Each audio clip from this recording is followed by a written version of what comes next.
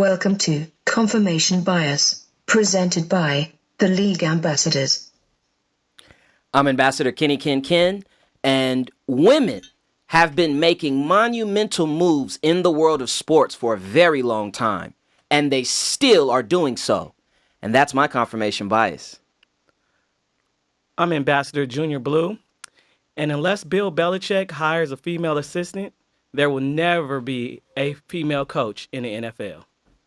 And that's my confirmation bias. I'm Ambassador Dad, and Chris Webber is the Nicki Minaj of sports commentating. His cadence sounds like he's about to spit some hot fire, but in all actuality, he ain't saying shit. And that's my confirmation bias. I'm Redo, and allergies are not an excuse to miss a show. And that's my confirmation bias. That's such a low blow. And I'm Ambassador Chef Curry. I'm back, of course. And when people yelled Yanny at Michigan State, they really wanted to hear Laurel. And now they're paying for it. That's my confirmation bias.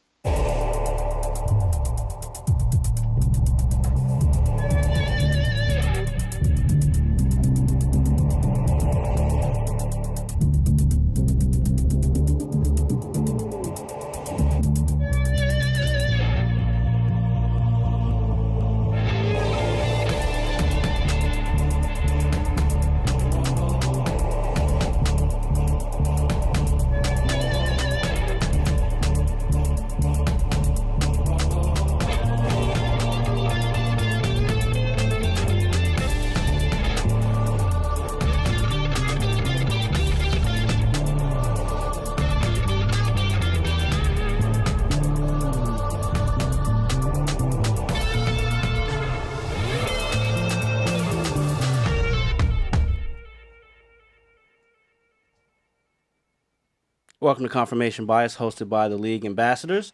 As a reminder, please remember to check us out on all social media platforms on our handle at The League AM, as well as our website, theleagueam.com, where you can catch all of our content, our flagship podcast, NFL podcast 32 Kings Road, and our blog spot, Diplomatic Immunity, where you, the fan, can drop your bars and spit your hot fire as it pertains to the world of sports.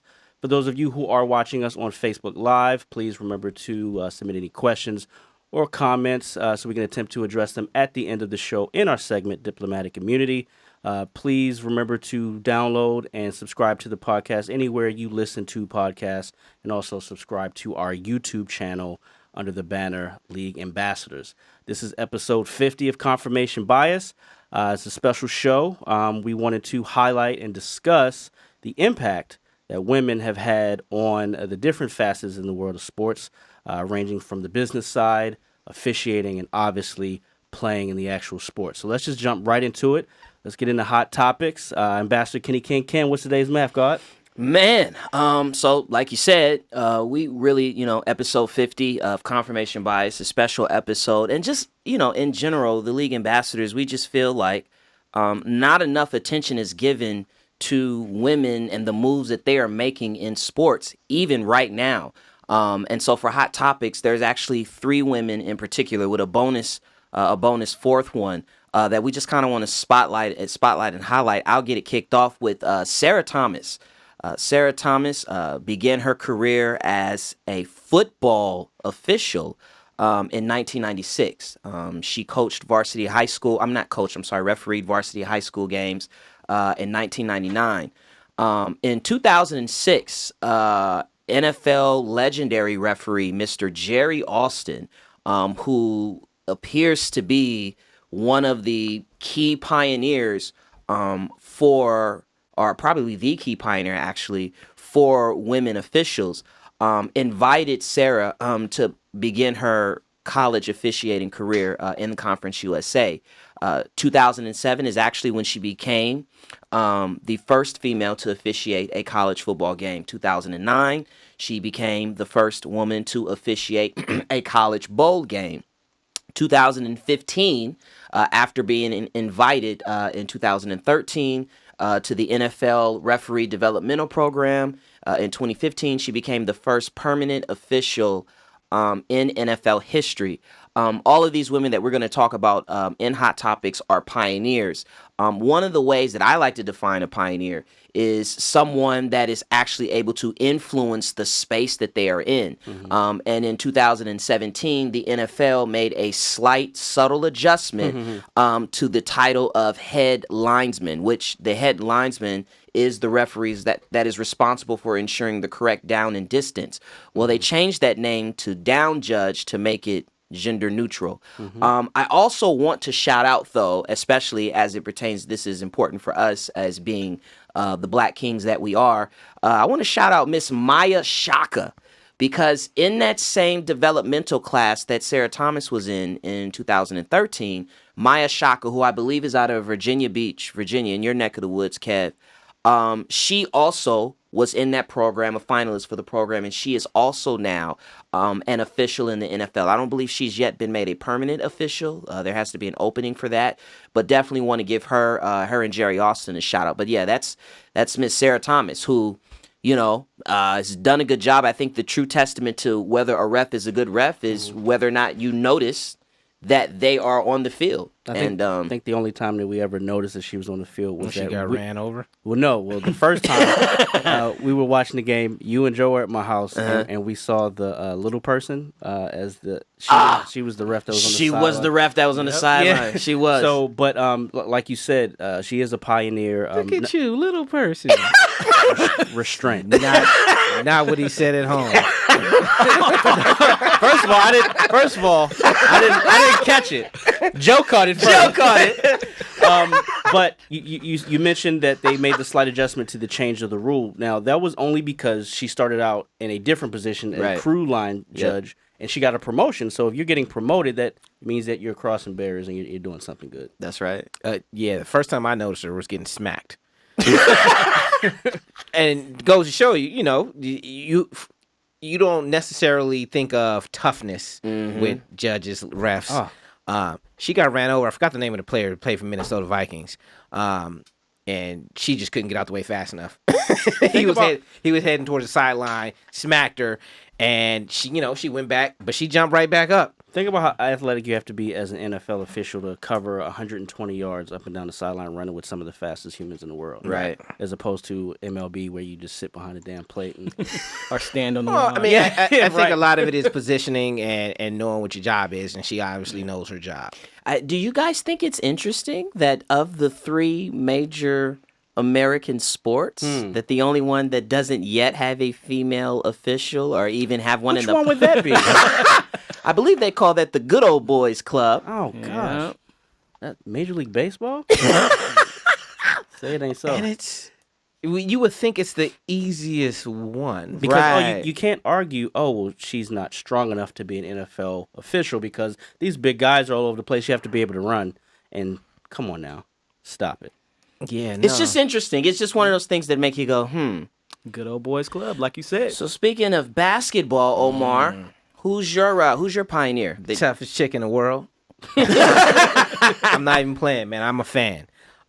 Michele Roberts. She is the executive director of the National Basketball Players Association. Say that again. She is the executive director. The head boss of the National Basketball Players Association. She runs the Players Union.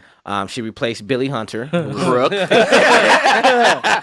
So she's a very accomplished woman, but she grew up in the projects of South Bronx. But her intelligence is the way she got out. She went to a very exclusive prep school, got her undergraduate from, I don't know how Wesleyan. and then she got her law degree from Boat at Cal Berkeley. Oh, wow. And fresh out of law school, first job, she became a public defender in D.C. She was that for 8 years. The Washington, was how you pronounce it? Washingtonian. Basically says she's the best litigator in D.C. Wow. As a public defender. Wow. So then she went from there to she became different. What was it called? Defense attorney. No. She's a corporate lawyer. Corporate lawyer. Because you got to make money. Yes. When they tell you you're good enough, okay, now I need to go get some money. She was good at that too. Yeah. And the way she came to her current position was actually because she was bored, and the job came open. She competed with 300 people, beat them all out. And like I said, I was telling you guys before, it's her quotes, man. She's a gangster. So they all met with the players. During the meeting with the players before they voted, afterwards she received 32 of 36 possible votes. She told the group of players that her past was littered with the bones of men who were foolish enough to think I was someone they could sleep on. Okay. Bars. Yo. What? Yo, I'm trying to figure out who the 4 dudes who didn't vote for her. Yo. Because they was scared. Right. And then right after she won, she didn't say a name, but a white man called her after she was hired and declared that the white man declared that she needed to hire him so she can be taken seriously in doing business. Her response was, I'm pleased that he wasn't in my office because I swear to God I would have slapped the piss out of him. Did we mention she's a sister? Something about those Michelles in charge. Yeah, man. I mean, I was gonna say we kind of glossed over, but the fact that she took on a players association after Billy Hunter and was able to stabilize it. I mean, not only that, but then get guys like Steph Curry, LeBron, and I think Chris Paul on board. Some of the most prominent players in the league to be on board and work with her. I think that's amazing. Yeah, I mean, when you start talking about how she came from the Hunter era and didn't follow in the footsteps of the predecessors and that bullshit ass 2011 stoppage, and when they redid the CBA and the basketball related income has gone up 49 to 51%. The player salaries increase, and when you're talking about like the league minimum for the lowest tier player is somewhere around $540,000. That's also increased 45 to 50%. So with the new setup, they're jumping to $780,000. Yeah. Like, you're doing your job. You're doing your job. And if the owners are okay with those changes because they're making money hand over fist anyway, right, you're doing your damn job. Yeah. I mean, one of the things, like, okay, she's tough and all that stuff, but she does the right thing. Another quote was, I spend very little time thinking about legacy. I spend all my time thinking about who I work for. That's what's up. Yeah. Between that quote and the first quote, like, it illuminates just how smart she is. Because the thing about the Bones quote is sexy and it's ear-catching, but she knew she was in a room talking to a bunch of competitors. A bunch of apex predators. Exactly. You know? Who could identify with that. So she spoke to them. And then that right there, that part about not focusing on legacy, but rather focusing on who she works for, again, staying present, that's dope. And that's that dope. public defender in her. Like, Yeah. I'm working for y'all, so it's not about me, Right. Billy Hunter. He was all about himself. Yeah. And we're all bigging her up, but we're going to find out how much they really appreciate her. I believe the end of this year, her contract is up. Yeah. So if you good at something, don't do it for free. Woman her money. And speaking about apex predators, jump into my pioneer, Miss Danielle Cantor. Who I knew nothing about prior to this show. Me Right. either. Yeah. Right. You are not alone. She is currently the only female sports agent that represents current players in the NBA. Say that one more I'm time. about to say that's the most important part. The onlyest onlyest female that is representing current players in today's NBA. There are other agents. Yeah. She's the only one that has clients. Right, that are actually signed to her. So that means out of the 30 certified by the NBPA, she's the only woman. Yeah. So do that math, right? Yeah. She is the lone partner of the super agency Fame, which is owned by David Falk, who's the super agent who once represented Michael Jordan and Patrick Ewing. She's the only partner with him. So they made that a boutique firm, and it's just those two. And she currently represents, Kevin, the Celtics, Greg Monroe, the Wizards, Otto Porter. That contract. We getting there. She did her job. And the Bucks Malcolm Brogdon. So we have to, she's obviously good at her job. You mentioned the Otto Porter thing. To get that man, $106 million is amazing, and she's also smart enough to understand her clients. Like Brogdon, who was a 4-year starter at Virginia, got his master's degree. The first sponsorship deal that she got for him was with a bank. So that meshes with his ideals and his personality. All three of the clients that she has under ownership say that she's very fierce, extremely competitive, which is super important in this realm because Michele Roberts said that the competitive nature of that realm, that arena, as being a sports agent, and the dirty tactics that go on behind the scenes to get those deals done is probably part of the reason why a lot of women don't enter that space, because it could be distasteful to them. Dirty. So, and that's why those numbers are so low. But I mean, she was a exceptional competitive person. She grew up with brothers. She would always go out and play football. She was actually I believe she was a ball girl For the Bullets. Bullets. Juwan Howard broke her nose. She also got another ligament hurt, and she's just ultra competitive, and she knows her role. She knows what her job is and how to get to where her clients need to be.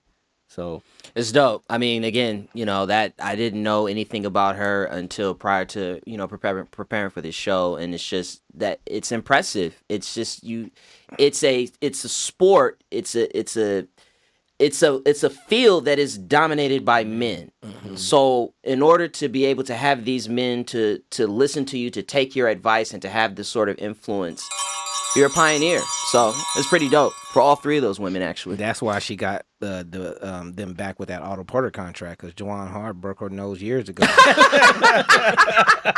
He threw a ball that direction, hit her in the face. Oh, that's funny. Oh, shoot. It's time for Hope or Hype. Everybody looking at me like, oh, my, what you doing? yeah. Uh-oh. It's black versus Black blue. versus blue. Black versus blue. Hey, Hope or Hype is up first. Yeah. Speaking of women, Miss Becky Hammon, she was interviewed for a head coaching position by the Milwaukee Bucks. Now, the question is it Hope or Hype that, and the position went to a male, Booze and Budenholzer. We'll leave it. We'll leave it to the future to see if it was a good hire or not. The question is Becky the new Rooney? Is interviewing a woman going to be the new Rooney Rule, a la the NFL, where they have to interview a black head coach? I'm hopeful. I think we all are that this will lead to that, because it's obvious that there's a glass ceiling and it's made up of frozen white male tears. Like they I didn't know where you were going with that. I didn't know, Kev. See the title of the show. we gotta toe the line. But no, I mean, you see, it's the same thing with whether it be black men, and now it's becoming issue with women in general. And I don't think it's a matter of being qualified, because we've seen coaches who don't have previous playing experience, previous head coaching experience, get jobs right off the street. So if you're looking at her and you're going to say, oh, you need to have played professionally, well, she's done that. Well, you need to have experience working on a winning NBA team. She's done that. So what's the difference here outside of the fact that she's a woman? Yeah, I hope that it doesn't be the case that she turns into the token. Right. And that I was think, the point of the question. Yeah, and I think the way to sort of avoid that is hopefully there are some other legitimate female candidates that emerge. I know historically Nancy Lieberman was somebody, Uncle Ralph talked about that. But I hope that there are more candidates that are coming down the pipeline. Dawn Staley is someone that is highly regarded. Mm-hmm. She's now in charge of the USA Basketball women's program. So I hope that there's more that comes down the pipeline, but I can't help but shake the feeling that this is what this may end up being. I wouldn't be surprised if that's how it starts, is maybe Staley jumps to the men's program. And then you have someone who has experience coaching men. Well, and you know who's in charge of the U.S. men's basketball program as of, I believe, this summer, actually, is Mr. Popovich, who is... Oh, shit. Yeah. And I think the one woman that might actually break through before her is Tamika Catchings. I think she has a chance to become the NBA's first female GM with her work in Indiana. If anything, she's been in this arena with WNBA, the G League, and with the NBA itself. So it's only a matter of time. Yeah. All right. Well, still sticking with mostly women. In his 20s. Come on now. Stop it. Come on. Keep going. In his 22nd season, the Save him, Les. Save him. No, I got it. Nah, he already jumped off the cliff. His motherfucking self. Already. In the 22nd season. Damn, righteous O. Man, he's gone. The WNBA has the possibility of yielding its 5th consecutive first-time MVP winner. Is that newsworthy or nothing to see here? No, it's actually, is it hit or flop? And we're going to keep it going. I think that it... Jump off the cliff. I think it's a hit because I think if new stars are emerging, that can only help the league grow in terms of popularity and interest. That's my thought. I totally agree. The new stars is what will push the league forward. In 2015, they had their lowest ratings, but now it's up 20%. That's due to new stars coming in, new MVPs, new people to root for, and instead of Cynthia Cooper, Lisa Leslie, well, it's Candace Parker, and whoever the youngest Connecticut person is. Well, that's why I think it's a hit because there's only been 5 players to win multiple, MVPs, and especially since how the league started with the very first 4 champions being the same damn team. Mm-hmm. Who was that? It The was Houston Comets. Foreshadowed. I mean, I think it's good to a certain degree, but if you look at like the NBA, when you have different teams, like say in the finals, it's not good for the NBA. Mm-hmm. Well, you want the world wants the Golden State and LeBron. I would argue the other way. And they want I think where you're going is they want a villain. They want somebody to point at to say this is the king or the queen, and we're trying to dethrone them, Right. and that makes for more compelling. But TV people also interest. people like to watch what they know. Mm-hmm. So there's a reason why you have great players doing the same thing every year. People like that, So there could be an argument that it may not be good for the league to have a 5th consecutive different MVP. Yeah. And since betting is legal now, I'm gonna put my $100 down up front and say that it will happen for a 5th consecutive year. And I'm picking Brittany Griner to win MVP. She would have been MVP last year, but she got hurt. As me and Devin call her, big little sister. Is coming back, 2018, baby. That's not all we call it. But Keep going. Keep going. Of all the people to name, Kev. So Saturday, there was an MMA fight with Amanda Nunes versus Raquel Pennington. Amanda was beating the shit out of. Putting it lightly. Yeah, Raquel goes back to her corner and she tells her trainer, "I'm done." But her trainer says, "No, you're not. You going back in there to fight." Mm. And she gets up and she goes to get her ass beat some more. Again, is it newsworthy or nothing to see here? For me, it's nothing to see here because, like you said on Tuesday, you chose to do that. No one knows them better than their trainer. The trainer looked in her face and saw you can go out there and finish it. It was her. It was a title. It was a title. No. It was a title chance, and it was going into the last round. Your face. Finish. Yeah, he thought that she could do something extraordinary and catch her. She did not. These are his words. He backed it up. And so did she. She agreed with it. Les. It's newsworthy because as a fighter, yes, you're supposed to be a warrior. You're supposed to go out there. You're supposed to compete. But when you get mixed up and you know that ain't in you, and you come back to the corner and say, "Hey, I'm done," I don't need the person I'm paying to be like, "Get back out there." Nah, catch that fade. I mean, She walked right back in there. fade. Yeah, she walked back in there and got mixed from the second she walked in there. She got mixed. Oh God. That's the whole point of the trainer. The trainer is supposed to protect the fighter. Thank you. I also think it's only newsworthy because it's a woman. Because if first of all, a man it would have been different. They would have called listen. They would have called him all types of punks. If he would have told his trainer he quit and the trainer was like, "No, you go out there," they would have celebrated the trainer. I think it's only different because if it's a woman. You know you agree? No, I don't agree. I would have been with you if you would have said we're up against it. Yes, it's only newsworthy because it's MMA. Because if it were boxing and that happened, they would have been shitting on the trainer like, "Yo." He might have got fined. So this is the new debate? Newsworthy or nothing to see here. All right, is you with it or nah? I am super excited about this debate. We actually was talking about this a week ago. Our combatants are Kevin, Chef Curry, and Junior Blue. And so there were a lot of different ways that we wanted to sort of go at this. And I think the simplest way to put it is Serena Williams, who has a shit ton of Grand Slams, and whenever she plays serious tennis, I mean, she's a global icon. She is the most accomplished and, in my opinion, the best tennis female player ever, and an argument for the best tennis player ever. But is she the greatest female athlete ever? Is she numero uno? When you think about all the women basketball players, Jackie Joyner-Kersee, I mean, we can go. There's a lot of women, like I said in my confirmation bias, have been making monumental moves since the beginning. Is Serena Williams the greatest ever? Omar's got the quarter. Junior Blue, you pick. Heads or tails, sir? Heads. Tails. Kevin, which side of...